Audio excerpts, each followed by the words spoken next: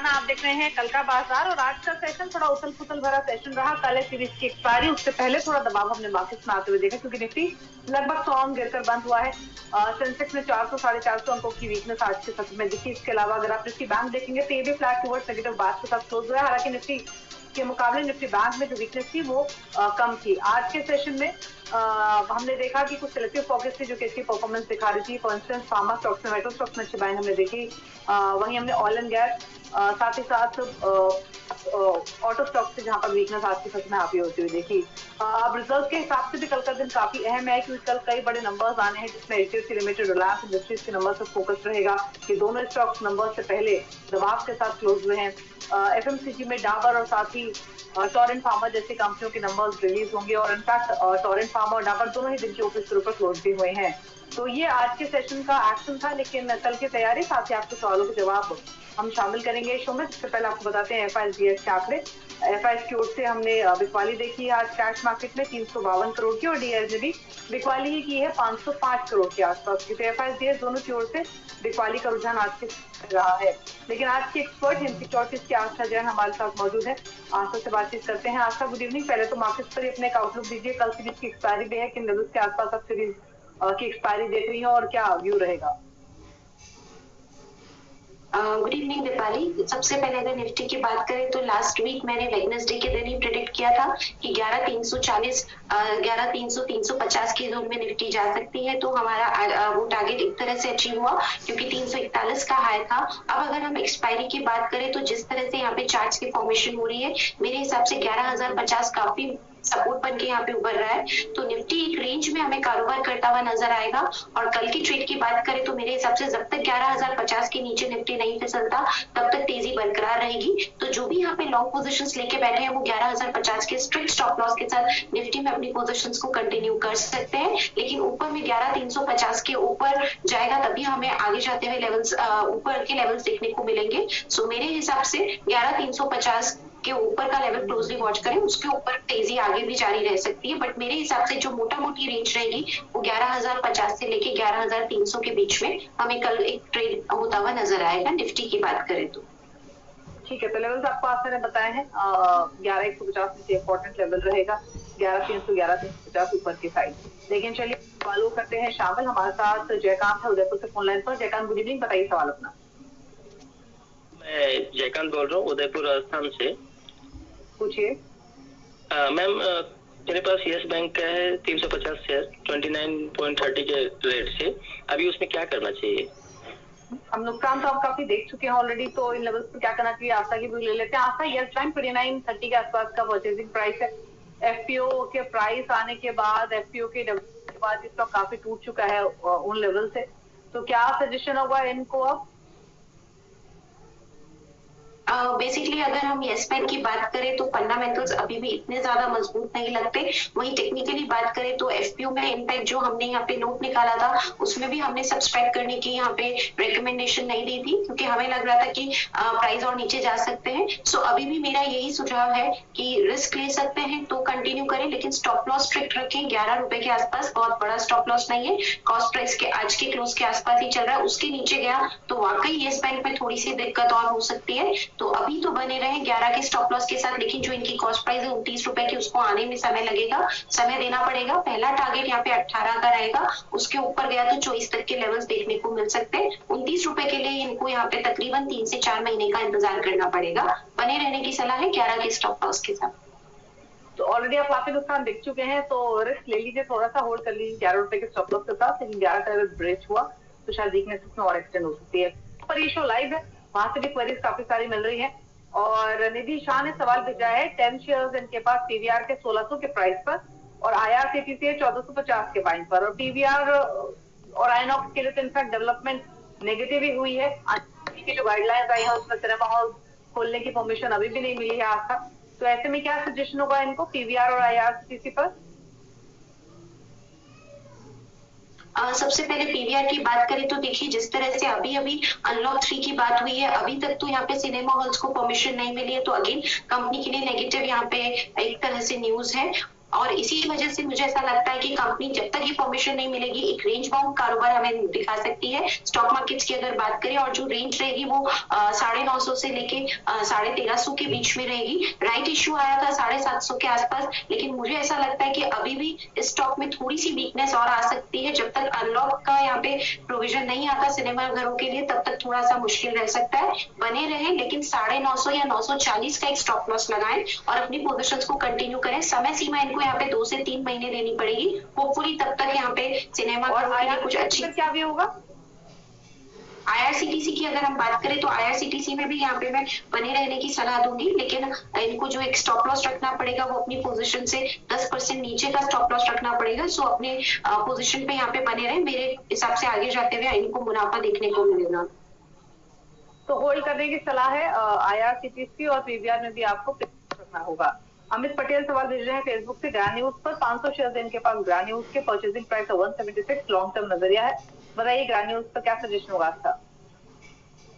176 का purchase price है दीपाली, काफी बढ़िया लेवल्स पे इन्होंने बाइंग की है। आज के सत्र में भी यहाँ पे अभी ऊपर ही चल रहा है कॉस्ट प्राइस के ऊपर। मेरे हिसाब से बिल्कुल यहाँ बने रहा जा सकता है, लेकिन स्टॉप लॉस 260 का लगाएं। 260 का स्टॉप लॉस लगाएंगे तो भी प्रॉफिट में निकलेंगे। 260 की स्टॉप लॉस के साथ यहाँ पे होल्ड करने की सलाह रहेगी ग्रैन्यूल्स इंडिया में। ठीक है, ठीक है, तो होल्ड कीजिए ग्रैन्यूल्स, बने रहिए। लेवल्स आपको आस्था ने बताए हैं। इसके अलावा कपिल है हमारे साथ पुणे से। कपिल जी नमस्कार, पूछिए क्या सवाल है आपका।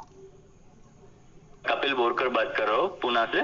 मैंने इंडियन ह्यूम्स बताइए कपिल जी क्या सवाल है। 100 शेयर्स 181.5 इंडियन ह्यूम पाइप्स पर आपका सवाल है। आज का क्या सजेशन होगा इंडियन ह्यूम पाइप्स पर, जिनका परचेजिंग प्राइस है वो है 181.50 का। बताइए क्या सजेस्ट करेंगी। इंडियन ह्यूम पाइप की बात करें तो बेसिकली एक रेंज में ही कारोबार करता हुआ नजर आएगा। 160 से लेके 190 के बीच में। इनकी कॉस्ट प्राइस 181 की है, तो मैं बिल्कुल सलाह दूंगी कि होल्ड करें, लेकिन स्ट्रिक्ट स्टॉप लॉस के साथ 158 या 157 का एक स्टॉप लॉस लगाएं। 190 के ऊपर गया तो वाकई में आगे जाते हुए 200 तक के भी लेवल्स, हमें 200 के ऊपर भी लेवल्स देखने को मिल सकते हैं।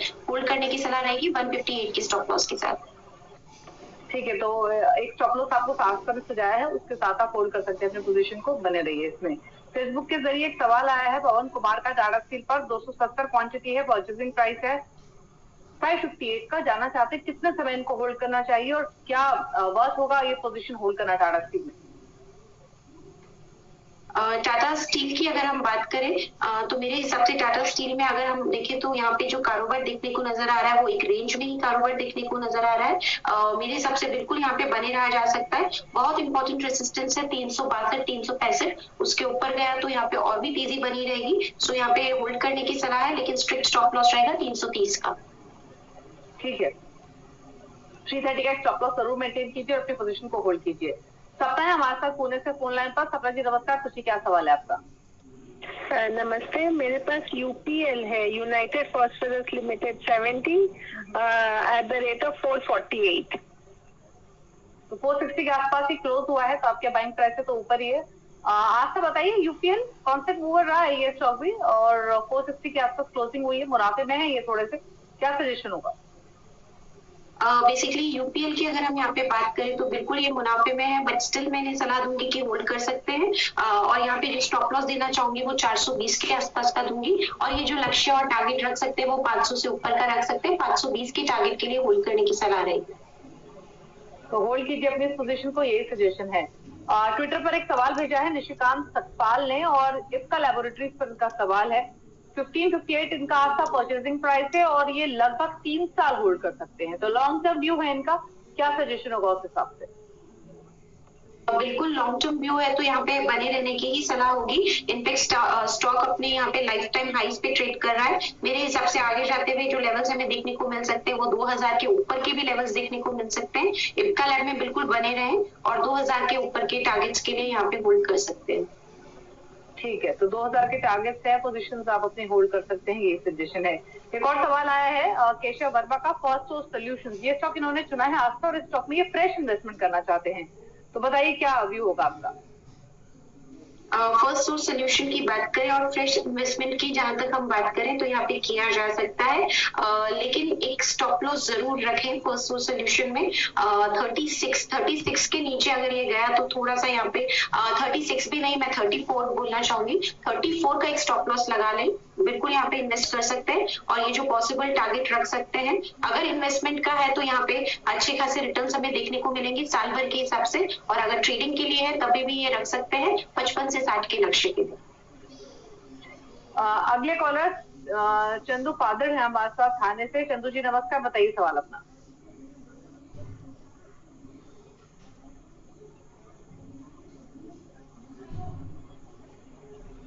चलिए फोन लाइन की डिस्कनेक्ट हो गई है, लेकिन आईसीआईसीआई बैंक पर इन्होंने डिटेल शेयर की है। आका इनके पास 36 शेयर है, जिनका परचेसिंग प्राइस है वो 363 का है। आईसीआईसीआई बैंक में बताइए क्या भी होगा। बेसिकली आईसीआईसीआई बैंक की बात करें तो थोड़ा सा करेक्शन हमने रिजल्ट्स आने के बाद देखा था। इनफैक्ट कंपनी बैंक यहाँ पे फंड रेजिंग के भी प्लान कर रही है तकरीबन 150 बिलियन के आसपास। मेरे हिसाब से थोड़ा सा समय इस बैंक को देना चाहिए, बने रहे, लेकिन 320 का एक स्टॉप लॉस लगा लो। ठीक है, तो ये सजेशन आपको दिया गया है, उसके साथ स्ट्रेटेजी आप बना सकते हैं। इसके अलावा सागर ने एक सवाल भेजा है, इन्होंने 25 रुपए के प्राइस पर लेमन ट्री के स्टॉक खरीदे हैं, 1000 क्वांटिटी है, जानना चाहते हैं कितना और समय होल्ड करना ठीक रहेगा। अगर लेमन ट्री की हम यहाँ पे लेमन ट्री पे ही इनका सवाल था शायद दीपाली। लेमन ट्री की अगर हम बात करें तो यहाँ पे बिल्कुल बने रहा जा सकता है। 25 रुपए के आसपास का इन्होंने खरीदी किया है, तो मैं इनको स्टॉप लॉस यहाँ से 10% नीचे का सजेस्ट करूंगी। करंट प्राइस से 10% नीचे के स्टॉप लॉस के साथ होल्ड करने की सलाह रहेगी। ठीक है, तो अगले कॉलर हमारे साथ बातचीत करने के लिए फोन लाइन पर जो है पुणे से देवेश हैं। देवेश नमस्कार, क्या सवाल है आपका?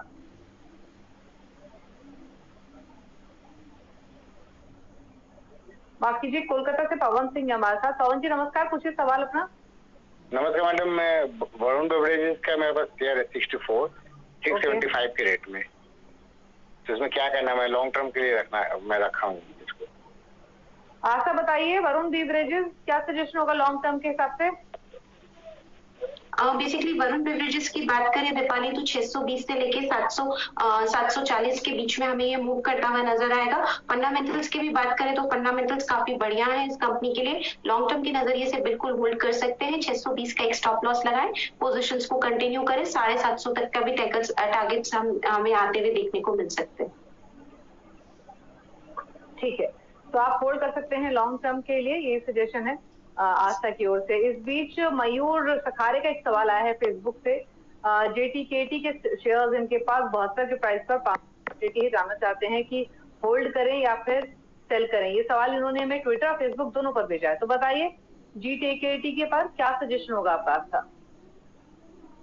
बिल्कुल, इनकी एक बार कॉस्ट प्राइस मुझे बताएंगे दीपाली, कितने में इन्होंने लिया है? 72 के आसपास इन्होंने खरीदी की है। मेरे हिसाब से बिल्कुल यहाँ पे बने रहा जा सकता है, लेकिन अगले 1 या 1.5 महीने की बात करें तो 53 से लेके 77 के बीच में ही हमें इसकी प्राइसेस मूव करती हुई नजर आएंगी। तो इनकी जो कॉस्ट प्राइस है उसको आने में भी समय लगेगा, बने रहे, लेकिन 53 के स्टॉप लॉस के साथ। ठीक है, तो बने रहिए अपने इस पोजीशन में, होल्ड कीजिए। आस्था ने आपको स्टॉप लॉस बताया है, उसको कीजिए मेंटेन। देवेश हमारे साथ पुणे से। देवेश जी नमस्कार, पूछिए सवाल अपना।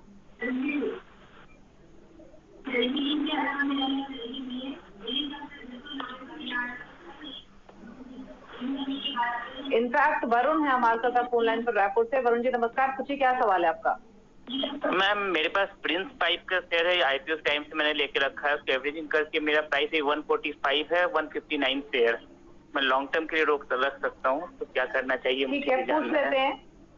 आशा स्मॉल कैप कैटेगरी का स्टॉक है। प्रिंस पाइप वॉल्यूम आमतौर पे कम होते हैं और जिनका परचेसिंग प्राइस 145 के ऊपर का है, तो क्या सजेस्ट करेंगे आप? बेसिकली प्रिंस पाइप की बात करें तो दीपाली दिसंबर में इसका आईपीओ आया था 178 के आसपास, लेकिन अभी आईपीओ की प्राइस से काफी ज्यादा नीचे ये ट्रेड कर रहा है। मेरे हिसाब से थोड़ा लंबा इन्हें रखना पड़ेगा, तो ये बिल्कुल प्रिंस पाइप पे अभी अपनी पोजीशन में यहाँ होल्ड कर सकते हैं। 125 से लेके 90 के बीच में ये हमें मूव करता हुआ नजर आएगा इनफैक्ट, सो बने रहे, लेकिन एक स्टॉप लॉस लगा ले 90 का, और 140-45 के जो इनके लेवल्स हैं उसको आने में थोड़ा टाइम लगेगा, तो बिल्कुल यहाँ पे इंतजार करना पड़ेगा 1-2 महीने का, बट 90 के स्टॉप लॉस के साथ बने रहने की सलाह। होल्ड कीजिए, स्टॉप लॉस दिया है आपको आसन है, 2 से 3 महीने का समय लग सकता है आपका बाइंग प्राइस आने में। एक ब्रेक के लिए यहाँ पर रुक रहे हैं, लौटेंगे तो कुछ और सवालों करेंगे शामिल। आप देखते रहिए कल का बाजार।